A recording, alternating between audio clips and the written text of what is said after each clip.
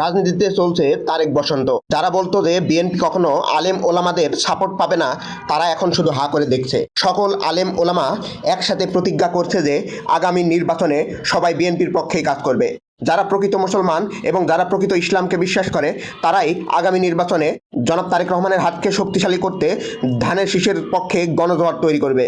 গতকাল রাতে গুলশানস্থ BNP chairman কার্যালয়ে বিএনপি চেয়ারম্যান জনাব তারেক রহমান ঢাকা 17 আসনের অন্তর্গত গুলশান ও বনানী এলাকার ওলামা মাশায়েখদের সঙ্গে মত বিনিময় করেন এবং এখানে দেখা যায় ওলামা মাশায়েখদের অনেকেই জনাব তারেক রহমানকে জড়িয়ে ধরে খুশিতে আবেগপ্রবণ হয়ে পড়ছেন।